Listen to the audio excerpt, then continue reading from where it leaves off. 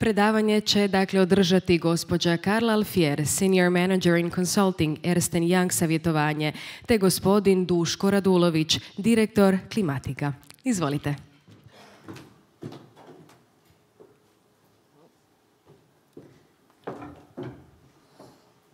Dobar dan, pozdrav svima. Evo imam nezahvalni zadatak predstaviti vam ESG, odnosno ispričati nešto kratko o ESG-u u vrlo kratkom vremenu, ali dat ću sve od sebe. Pretpostavljam da ste svi već više manje poznati s ESG-em kao konceptom. Svjesni ste regulative koja zapravo ubrzano dolazi i vrlo je kompleksna, često nedorečena, ali postavlja hrpu zahtjeva pred financijski, ali nefinancijski sektor. Što se ESG-a tiče, generalno, i sami znate, i ESG, Environmental Social Governance, su zapravo tri aspekta, znači ne radi se samo o jednom segmentu poslovanja, već o tri vrlo široka koji sami za sebe, znači kao okolišni, društveni, upravljački, obuhvaćaju jako puno tema, podtema, vlastite regulative, vrlo često sektorske regulative, koje je samo dodatak zapravo općenitoj ESG regulativi na razini Europske unije. Što se tiče same regulative, rekla sam često je nedorečena, u praksi vidimo zapravo puno problema onda i na strani financijskog i nefinancijskog sektora prilikom primjene i snalaženja, a ono što zapravo potiče samu regulativu je činjenica da su klimatske promjene zapravo jako sve prisutne, sve češće su razni događaji i zapravo štetne nepogode koje se događaju. Tako da brojevi govore tu sami za sebe. Sad na slajdu, nadam se da vidite dovoljno. Ako govorimo o štetama od prirodnih nepogoda, u posljednjih 6 godina imali smo zapravo 4 godine od 2017. do danas koje su bile najjače u pogledu posljedica vezano za prirodne katastrofe. Na ovom slajdu su prikazani podaci koji govore o globalnim zapravo štetama. Tako da vidimo ovdje sad, zapravo ne vidi se, ali osigurateljni jaz na globalnoj razini je ovdje nekih 50%. Jučer smo čuli da prema posljednjem izvješću EIOPA i ECB-a u Europi taj osigurateljni jaz je zapravo puno veći jer je samo četvrtina šteta pokrivena, šteta prirodnih nepogoda pokrivena osiguranjem. Na razini svijeta također globalno znači gubici uzrokovani prirodnim katastrofama prema Swiss iznose 275 milijardi dolara.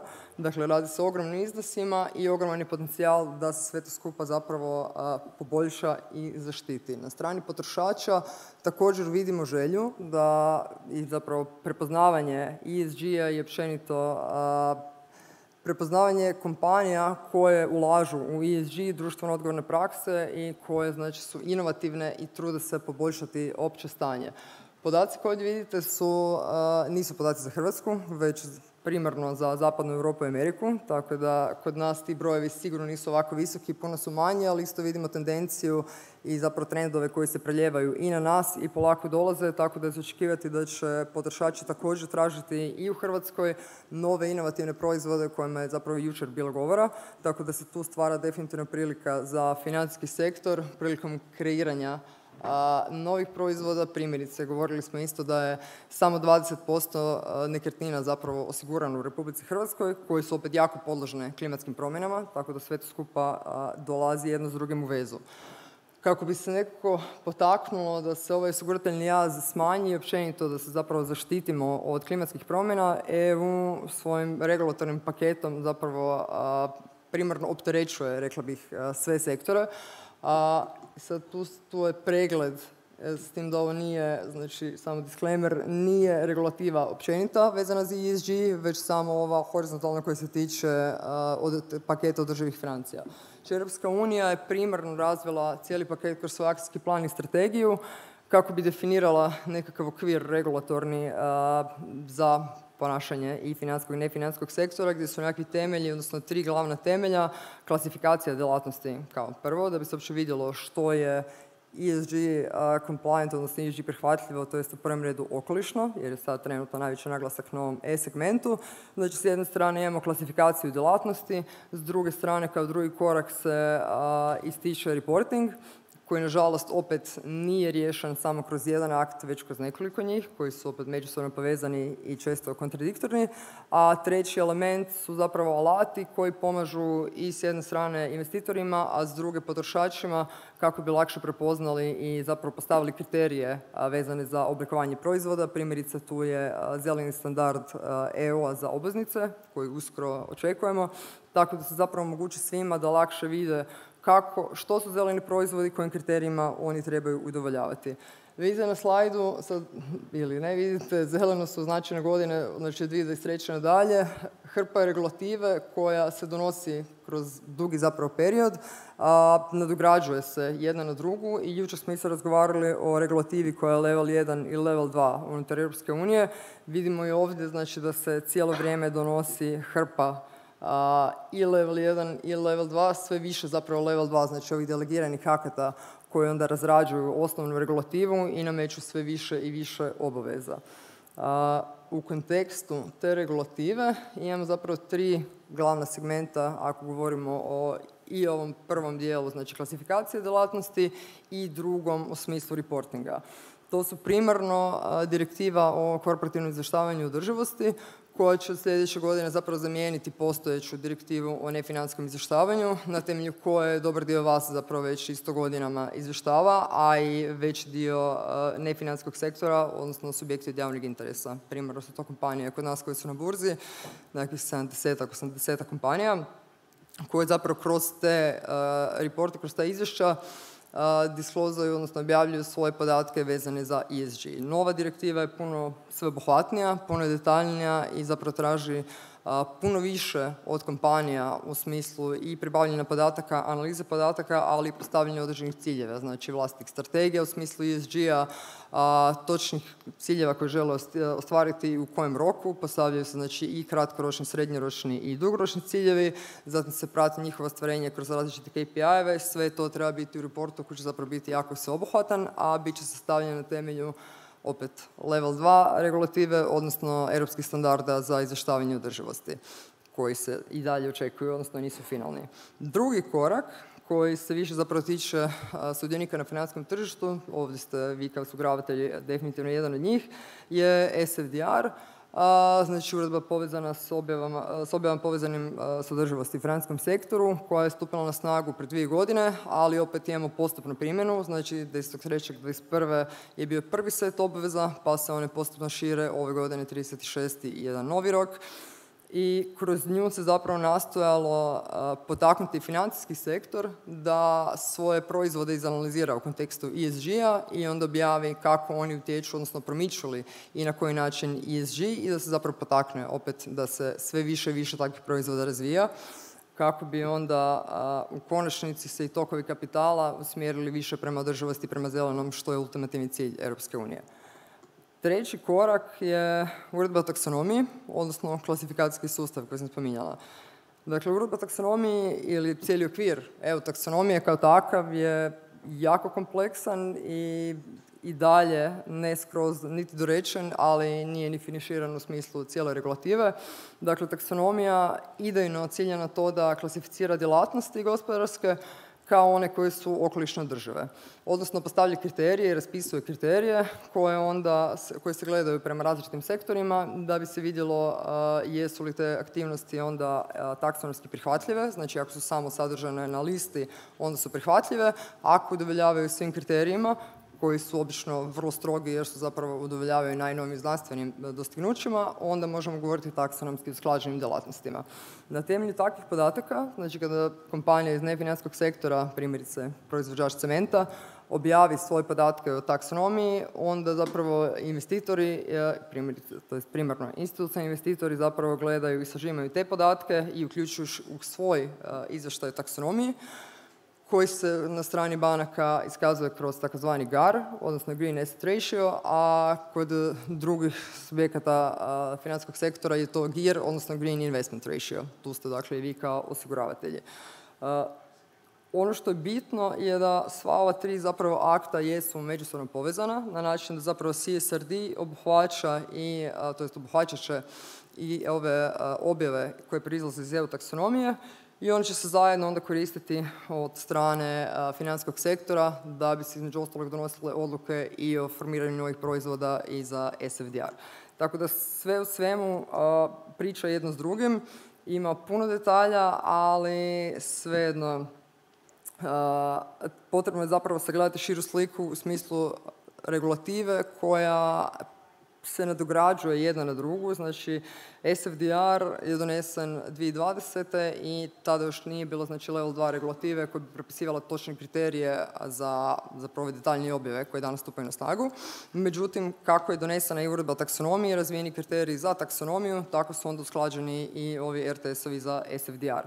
S treće strane, CSRD se još uvijek donosi, zapravo donose se SRS-ovi, odnosno ovi standardi za izvještavanje održivosti, koji se opet povezuju i s taksonomijom i sa SFDR-om. Tako da kažem, generalno sve skupa priča jedno s drugim, međutim u praksi se postavlja veliki problem pribavljanja podataka, koji je krucijalan i zapravo svima nekako zajednički. Znači, nefinancijski sektor do sada tradicionalno nije pratio ove različite pokazatelje, pogotovo ne u mjeri u kojoj to zahtijeva buduća regulativa, a dodatno ne u mjeri u kojoj zapravo financijski sektor to sad traži zbog regulative i potrebni su podaci za donošenje adekvatnih odluka o ulaganjima.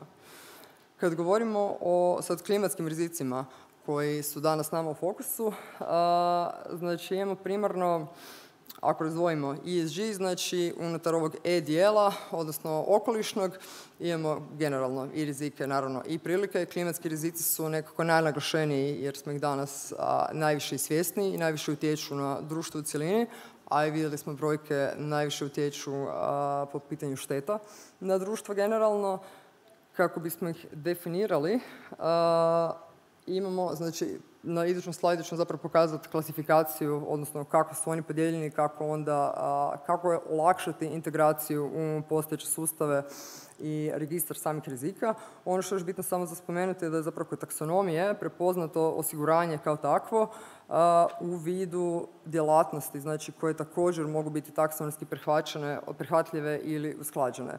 U tom smislu zapravo je sama taksonomija propisala, znači, djelatnost osiguranja kao preuzimanje rizika klimatskih promjena, gdje onda obuhvaća nekoliko kategorija proizvoda, a s druge, ovo što se spomenula, znači taj green investment ratio, dakle i ulagački dio i underwriting su obuhvaćeni kroz taj segment. U smislu klimatskih rizika, znači da biste ih uopće mogli integrirati u poslovanje, bitno je vidjeti koji su to, na što se dijele i od kuda proizlaze. Tradicionalno su oni dijele na fizičke i na tranzicijske. Fizički rizici su ovi koji smo svi svjesni u praksi, zato što se događaju kontinuirano. Dakle, imamo zapravo fizičke posljedice u prirodi najčešće. To su akutni i kronični rizici.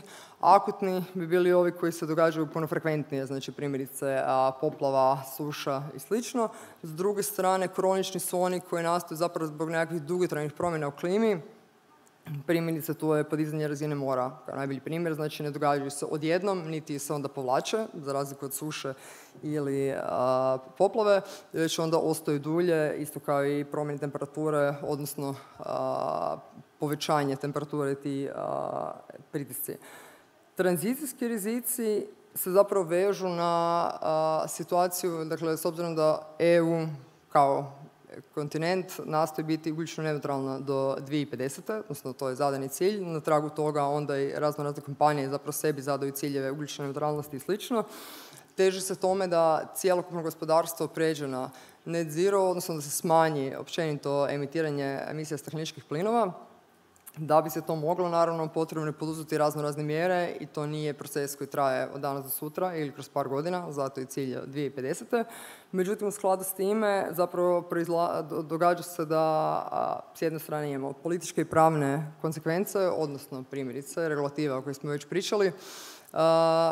Puno je faktora koji utječu na to da nije tako lako prijeći samo na ugljično neutralno gospodarstvo i iz toga zapravo dolaze, to jest javljaju se mnogi rizici. Znači, s jedne strane politički i pravni, znači promjene regulative koje onda opet utječu na poslovanje i na zapravo održivost pojedinih sektora. S druge strane imamo potrebu za tehnološkim rješenjima kojih jednostavno trenutno nema.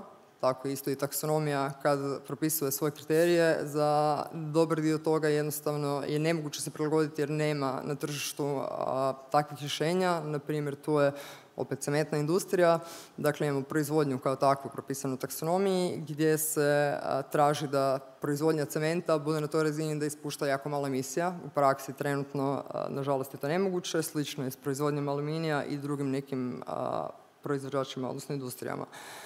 Tako da taj tehnološki aspekt isto zove, odnosno iz njega proizlaze određeni rizici. S treće strane imamo tržišne i onda u konačnici isto reputacijske rizike koji svi čine taj tranzicijski dio, odnosno treba isto sagledati. U konačnici i klimatski, znači i fizički i tranzicijski rizici naravno opet utječu na ove klasične financijske rizike koje vidimo u poslovanju i translatiraju se u njih, znači zapravo ne samo na financijski, već i na nefinancijski sektor. Ideja je da se generalno, znači, imovina društva zapravo sagleda kroz prizmu tih ESG, odnosno klimatskih rizika, da bi se zapravo lakše onda mogli prilagoditi klimatskim promjenama i generalno da bi se društvo prilagodilo i smanjilo utjecaj klimatskih promjena. Da biste to mogli, nakon što se zapravo prepoznaju svi ovi rizici, nakon što se u odnosu na portfelj, pojedinu imovinu povežu rizici i vidi, znači, koji prijete, potrebno isto izračunati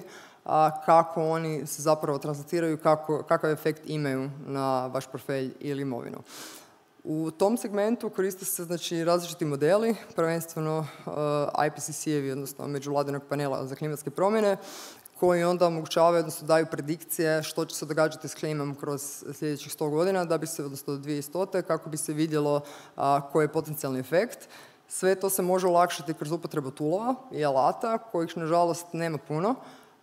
Na globalnoj razini ima neki su open source, većina nije, ali imamo sreću da zapravo u Hrvatskoj postoji startup koji se time bavi i moja je zapravo sad ideja da vam predstavim Duška koji će vam zapravo pokazati kako pomoću njihovog rješenja možete potencijalno isto onda olakšati cijeli proces i zapravo si implementirati lakše zaštitu od klimatskih rizika. Duško, izvolim.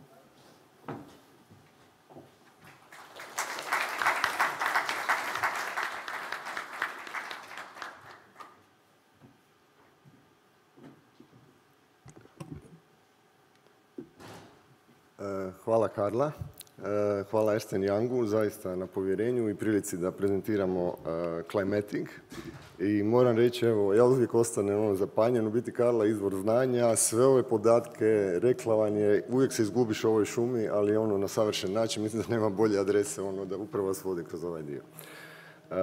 Ono što bi još htio reći danas i predstaviti vam, u biti je Climatic, jedna aplikacija koja omogućuje svima da procijenite vlastite klimatske rizike, znači rizike na svojoj imovini, na svojim portfeljima, na asetima koji su, znači, u vašem vlasništvu, da li su osigurani u jednom razdoblju koji vam odgovara, a sve do 2100. godine. Moram reći da, evo, i ovaj video koji ide u pozadini, uopće nije ovdje da vas mi plašimo. Znači, klimatski rizici, oni su mainstream, znači ja nisam Greta, ja ne želim ovdje dizati ni pobune i vas osvijestiti o tome. Oni su postali zaista naša stvarnost, to je znanstveno utemeljeno, zaista imamo istraživanja, razloge, svjedočimo o tome da klimatski rizici danas su naša stvarnost. I ja bih se sad vezao na jučerašnji panel, koji je bio izuzetno zanimljiv, vezano i govorili ste i danas, evo isto od gospodina Jelovečkog, govorite, znači, o inflaciji, o indeksaciji i svjesni ste da 2023. će biti ključna i da ćete osjetiti posljedice ugovora što ste imali u 2022. Sad ste isto svjesni da se nešto događa sa klimatskim promjenama na toj istoj imovini i da ćete imati posljedice 23. 24. nadalje. Znači, to je vrlo meni bilo slično, povezano, odmah sam vidio situaciju, znači svjesni smo toga, a kad je pravo vrijeme da se pokrene. Ja vam predstavljam, jučer je bila isto tema, predstavljam vam InsurTech, jučer je bilo isto tema da osiguravatelji su jedna konzervativna konzervativna, ajde da kažem, nešto organizacija, ali skupina u biti koja je i meni ste jako dragi. Evo, ja nisam prije bio sa osiguravateljima toliko, ali izuzetno dragi ljudi. Imate svoje mušice koji svi drugi, ali zdravo razmišljate. Dosta vas je matematičara, fizičara i ja vam moram reći da smo pričali o ovome što sad govorim od 2018. kad smo mi krenuli s ovom aplikacijom. Ne biste me baš razumjeli. Pravo vrijeme za početak toga je bila 2022. Doneseno je hrpu zakona, a mi smo krenuli 2018. Evo, kolega Alen je sa mnom, on je isto fizičar po struci i izgledali smo se sami sebi sa jednom vizijom šta bi mogli računati, ali cijela priča je bila toga, ajdemo izračunati točno taj aset koliko će nas koštati, koliko ta klimatski utjecaj hazarda utječe na to i kako to vrednovati s ovim što imamo. I jako puno toga se desilo u međuvremenu. Karla je super objasnila klimatske rizike. Ja bi samo evo neke definicije da znate točno šta kažu. Pa kaže, klimatski rizik opisuje mogućnost da klimatske promjene dovedu do nepovoljnih posljedica za ljude i planet, a za organizacije klimatski rizik se opisuje kao izloženost utjecajima povezanim s klimom koji mogu imati fiskalne posljedice ili smanjiti prihode. I ono što je, evo, Karla prije jako lijepo rekla, znači, kako ih dijelimo, znači, to su fizički i tranzicijski. Mi smo vam u ovom fizičkom biznisu. Znači, mi ćemo vam točno reći, znači, na točno geolokaciji u radijusu od 10 metara, što je, evo, do sada sa svim konkurencijama koje smo vidjeli, nemaju još tu tehnologiju razvijenu. Možemo vam reći do 2100. do 8 klimatskih hazarda kako izračunati svoj klimatski rizik. I u bilo kojoj godini do 2100. godine. Znači, radi se o razdoblju. Karla ih voli zvati akutni. Mi volimo reći stres. Oni koji uzrokuju stres. A recimo jedan jako dobar primjer stresa bio je prošle godine zbog povećanja topline u UK, u Ujedinjenom kraljevstvu. Znači, padale su mreže, povećanja električne energije, požari su bili i to je taj stres koji je uzrokovan i vrlo brzo takvi stresovi mogu donijeti do situacije da to su neke imovine koje vi dalje ni ne želite osiguravati. Znači, imate saznanje da je to u budućnosti nešto će se događati s takvom imovinom. Ono što evo sad pokazuje i to su ti zakoni koji su nama vrlo važni, znači sve in compliance sa taksonomijom, sa ESG-om, sa zakonima koje se dolaze, znači i sa krovnih tijela osiguravatelja i banaka. I ovdje je sada naša solucija koja je izuzetno friendly s učeljima, vrlo jednostavna za uporabu. Doslovce možete upisati svoju adresu, kućni broj ili točnu geolokaciju ili označiti na karti imovinu i vidjeti u biti kako i u razdoblju koje vi želite određuje se klimatski rizik do 2100. godine prema 2 scenarija. Ja vam već odmah najavljujem, znači u 10. mjesec izvladi čak i update ove aplikacije sa još mnogo novih fičera što smo vidjeli u suradnji sa vama osiguravateljima. Hvala vam još jednom na ovom putu. Vidjeli smo u biti šta vas muči, vidjeli smo u biti i naučili jako puno o tome, pogotovo kako vi do sada mjerite neke rizike. Kad smo vam rekli da možemo izmjeriti šumski požar, pa smo nas pitali šta i to možete, kažem možemo. Možemo izračunati rizik od šumskog požara. Kada smo govorili isto o tuči za poljoprivrednike isto i vidjeli smo u biti koliko se oslanjate na statistiku prijašnjih događaja, što je apsolutno nedovoljno, jer klima se zaista mijenja i neke lokacije čak u razmaku od 300-400 metara zbog određenog nagiba ili konstitucije tla mogu imati potpuno drugačije klimatske rizike. Naravno, osim svakog pojedinog aseta radimo portfelj, znači da li je to 100.000 kolaterala, 5.000 kolaterala, u svakom trenutku vi kao menadžeri možete vidjeti gdje ste u crvenom području, gdje stonite loše. To je vama trigger, izađe iz toga, nabi veću, znači polica mora biti drugačija, ne može biti ista ili te se maknete se iz toga u tom razdoblju. Znači vrlo velike primjene od evaluacije postojećeg aseta, što će vam sada biti i norma za vaše stres testove koje vam daju, krovna tijela, ali isto tako i u budućem poslovanju ono što trebate napraviti da biste opstali na tržištu. Neke stvari jednostavno nećete moći po inerciji osiguravati kao do sada. Znači, morat ćete se promijeniti, morate početi koristiti tehnologiju koja vam to omogućuje. Znači, ovo još jednom govorim, vi ste sve to imali do sada i radite tako, ali ovo što je sada dostupno, ja ostanem isto pav kad evo stručnjaci, znači naši klimatologi, kad mi Alen kaže, čuj, ja mogu izmjeriti, znači radit ćemo predikciju kada će obala biti poplavljena. Ja kažem, dobro, a kako ćeš napraviti? Pa satelit mi omogućuje da vidim svaki val, da vidim devijaciju tog vala, ako se ona podigne 20 ili 30 cm, Artificial Intelligence mi omogućuje da napravi predikciju da će biti poplava unutar, ne znam, mjesec dana ili godinu ili 2-3. To su zaista čudesne stvari. Mi jesmo ušli u jedan čudesan svijet, evo, to isto moram reći, koji traje od 2018. godine i prošli godinu dana jako puno toga smo otvorili u suradnji sa vama, sa kućama neću ni spominjati ali zaista dali ste nam puno informacija koje nam koriste i nadam se da smo vam i vratili i pokazali šta možemo. Što se tiče naše aplikacije, znači koristimo API ili SaaS model, ovisno o potrebi. I evo, bili smo i na bili smo na 3.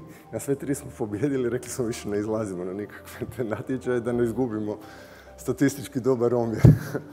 Ali pokazuje da bili smo korak ispred vremena i kako smo bili tada zanesenjaci, ispalo je da je sad ovo baš pravo vrijeme. Znači, zakoni koji jesu nekako i doneseni u ovo vrijeme, pokazali su se, evo, nama da idu na ruku. Ono što je, evo, još bih htio predstaviti tim, znači imamo zaista multidisciplinarni tim, uglavnom jesu fizičari po struci, klimatolozi, ali ima isto energy efficiency menadžera, ekonomista, građevinske struke i ono što je, evo, jedan možda nekako izazov koji nam dajete uvijek, pa evo, tu ja bih spomenuo i možda i marš reosiguranje, zaista jako dobar izazov nam je dao vaš kolega, kad smo ih pitali, molim vas, dajte testirajmo vaših 10 aseta i dobili smo 2 aseta koji su offshore. Naravno, negdje to su vjetroelektrane na moru, ali evo, Bogu hvala, možemo ih izračunati. Jedno što nam treba nadmorska visina da vidimo koliko je to napravljeno. Evo, za kraj, vidite, završilo je. Htio bih vas samo ohrabriti. Koristite InsurTech. Bilo je jučer isto razgovor da banke nekako su uzeli godinu dana ispred vas, koriste dosta fintech industriju i ovo je u biti za vas, ja vjerujem, isto jedan odmak od ovoga da indeksacija i iznenađenje, kao što je bilo sa inflacijom, ne bude i za vas što se tiče klimatskih promjena i rizika. Evo, hvala još jednom.